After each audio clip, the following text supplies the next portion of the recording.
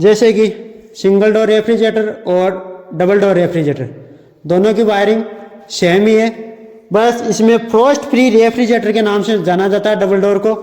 और यह door switch और बल्ब, कंप्रेसर और थर्मोस्टेट ये सिंगल डोर और डबल डोर में कॉमन है। ये चारों सिंगल डोर के। डबल डोर वायरिंग में थोड़ा एक्स्ट्रा लगता है, timer, bimetal switch, fuse, defrost heater और एवापरेटर। अब जैसे कि डबल डोर रेफ्रिजरेटर के सभी component, door switch, bulb, thermostat, defrost timer, bimetal switch, fuse, heater, evaporator fan और कंप्रेसर। अब इनका वर्किंग प्रोसेस, ये स्विच है डोर स्विच। जैसे फ्रिज का डोर बंद है तो ये लाइट भी बंद रहती है, और जैसे ही डोर का दरवाज़ा खोलते हैं उसके अंदर रखी सामग्री हमें दिखती है। थर्मोस्टेट का काम है टेम्परेचर को सेट करना, कितने पे क्या है, सेंसर इसमें के साथ सेंसर लगा हुआ है। सेंसर का काम एवापरेटर की कॉइल के साथ लगता है, जो सेंस करके बताता है कितना टेम्परेचर सेट किया उतने पे आता है। टाइमर का काम पूरे सिस्टम को चलाना है, कब कूलिंग करना है, कब हीटिंग करना है। बायोमेटल स्विच है -5 डिग्री पे अगर बर्फ जम गई है तो ये संकेत टाइमर को भेजता है। फिर उसके बाद में हीटर चालू होता है, कंप्रेसर बंद होता है, कब कंप्रेसर ऑन करना है, कब हीटर को चालू करना है, ये सब टाइमर का काम है। फ्यूज का काम है कि जब वोल्टेज हाई आते हैं, लो आते हैं, तो ये पूरे सिस्टम को ये फ्यूज बचाता है। हीटर का काम, जैसे कि तुम्हें पता चल रहा है कि फ्रोस्ट यानी बर्फ जमना, फ्रोस्ट फ्री यानी बर्फ से मुक्त करना या बर्फ को हटाना। हीटर का काम है जब बर्फ जम गई हो, कंप्रेसर और एवापरेटर फैन ये दोनों बंद हो जाएंगे, और फ्रोस्ट यानी बर्फ जमना और फ्री यानी बर्फ को हटाना।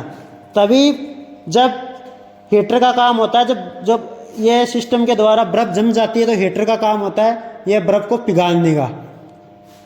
फिर उसके बाद एवापरेटर फैन है, ये पूरे सिस्टम में, पूरे केबिन के अंदर एक इक्वल टेम्परेचर रखता है, यानी पूरी जगह कूलिंग उत्पन्न करता है, एक समान रखता है। कंप्रेसर, जैसे वीसीआर सिस्टम का हृदय बोलते हैं इसी को हृदय बोलते हैं, इसीलिए ये जैसे अपना हृदय काम करता है वैसे ही कंप्रेसर काम करता है।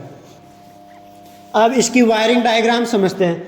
फेस और न्यूट्रल जाता है, फेस जाता है डायरेक्ट थर्मोस्टेट में और न्यूट्रल जाता है कंप्रेसर की ओएलपी में। इसके बीच में लगने वाले कंपोनेंट थर्मोस्टेट होता है जो टेम्परेचर को सेंस करता है व सेट करता है।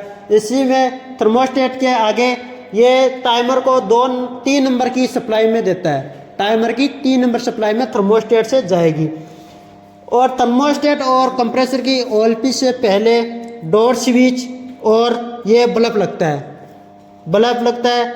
जब दरवाज़ा खोलते हैं तो बल्ब जलता है, और जब दरवाज़ा बंद होता है तब बल्ब बंद होता है। थर्मोस्टेट से गई टाइमर में 3 नंबर में सप्लाई, अब उठी 1 नंबर से सप्लाई गई बायोमेटल स्विच में, और वापस बायोमेटल स्विच से 2 नंबर में सप्लाई जाती है। जो 2 नंबर वाली सप्लाई गई बायोमेटल को कनेक्शन करते हुए आगे गई थर्मल फ्यूज में। Thermal fuse high voltage, low voltage आता है तो पूरे सिस्टम को बचाता है। उसके बाद में हीटर में गई, हीटर में डिफ्रॉस्ट हीटर बोलते हैं, इसी का नाम डिफ्रॉस्ट हीटर है।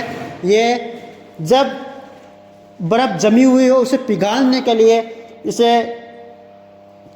चलाया जाता है, और ये न्यूट्रल में यहाँ से करंट दे दिया। अब एवापरेटर फैन, उसको 4 नंबर से सप्लाई देंगे एवापरेटर फैन और कंप्रेसर की रिले को।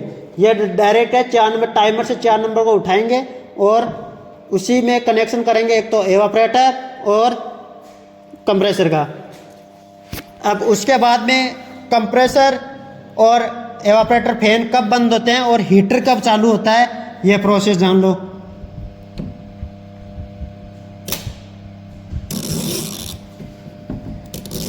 टाइमर का 8 से 12 घंटा तक टाइमर होता है, लगातार चलता है, और 10 से 15 मिनट ये हीटिंग मोड में, यानी कि ये हीटर को चालू रखता है।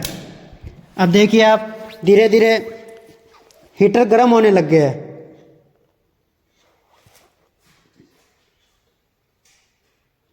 एवापरेटर फैन और कंप्रेसर बंद हो गया है, और इधर ये स्विच जो काम कर रहा है वैसे ही है।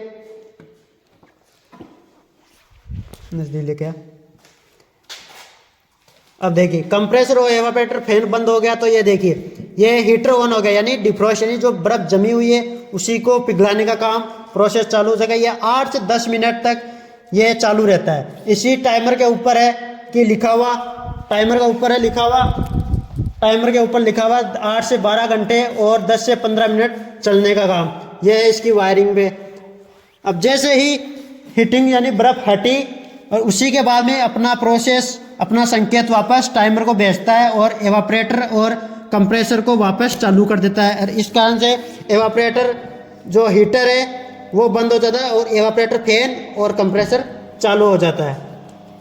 यही होता है हमारा, ये है गवर्नमेंट ITI नोखा, वहाँ पे प्रोजेक्ट